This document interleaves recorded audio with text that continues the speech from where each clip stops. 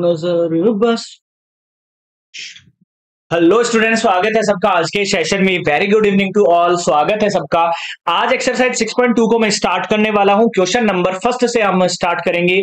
जिसने question exercise 6.1 नहीं देखी है जाके देख सकता है, प्लेलिस्ट चैप्टर वाइज अवेलेबल है।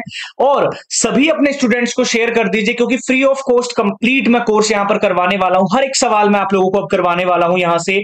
और वीडियो को बिना स्किप करे देखा करो, ताकि आराम से हर एक सवाल आप लोगों को समझ में आ सके।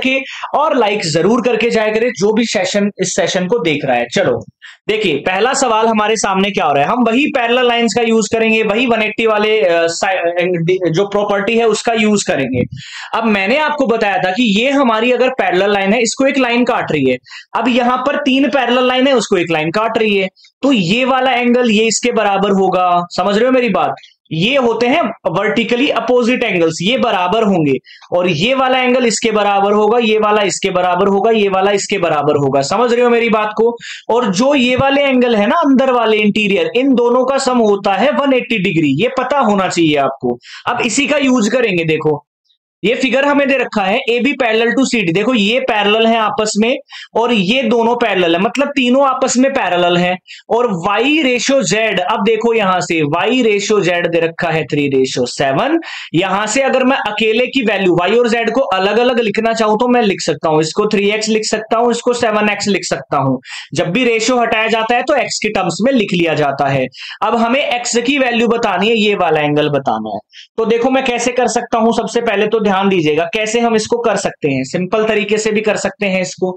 अब यहां से आप देखिए, कोई भी पैरेलल लाइन होती है, ध्यान दीजिएगा। देखिए, जैसे ये पैरेलल लाइन है, इसको ये काट रहा है, तो इसके अंदर जो ये z बन रहा है ना, ये वाला एंगल और ये वाला एंगल, ये हमारे क्या होते हैं, बराबर होते हैं, इक्वल होते हैं। जैसे मान लो ये एंगल 1 है, ये एंगल 2 है। जहां भी z बनेगा, जहां भी z बनेगा, ये एंगल हमारे क्या होते हैं, इक्वल एंगल होते हैं।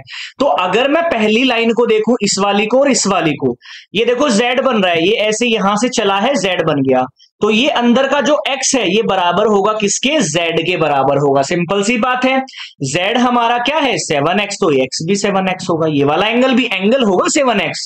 आंसर नहीं, एंगल होगा। अब देखो, एक पैरेलल लाइन के अंदर जो इंटीरियर दोनों एंगल होते हैं ना, उनका सम होता है 180 डिग्री। और अब ये दोनों पैरेलल लाइन ले लो, एक ये वाली एक ये वाली, तो ये वाले एंगल और इस वाले एंगल का सम होगा 180। मतलब कि 7x प्लस वाई बराबर होगा 180 डिग्री। 7x प्लस में y कितना है, 3x, बराबर 180 डिग्री। ये हो गया 10x बराबर 180 डिग्री, x बराबर आ जाएगा 18 डिग्री। अब हमें कौन सा एंगल निकाल के बताना था, यही वाला एंगल जिसकी वैल्यू है 7x। तो अगर x की वैल्यू 18 है तो 7x की वैल्यू ही तो हमें बतानी है, x ही तो बताना था हमें। अब ये मत सोचना कि हमें ये वाला x बताना है, हमें इन x y z में से x बताना है जिसकी वैल्यू 7x है। तो 7 इंटू में 18 हो जाएगा, 7 8 56, 7 1 7 5 12, 126 degree is the right answer of this सवाल। तो हमेशा ध्यान रखो, इसका यूज जरूर होगा। जो पैरेलल लाइंस के अंदर वाले दोनों इंटीरियर एंगल होते हैं, इनका सम 180 होता है। इसका यूज बहुत बार होगा। जो भी जिसको भी क्वेश्चन लगता है कि सर दोबारा से करना चाहिए, तो दोबारा से वीडियो को जरूर देखना। और ये सवाल बहुत इजी है, जैसे जैसे हम आगे बढ़ेंगे हर सवाल आप लोगों को समझ में आने लगेगा।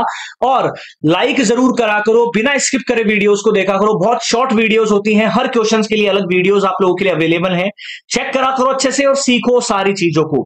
जय हिंद, मिलते हैं कल क्लास में।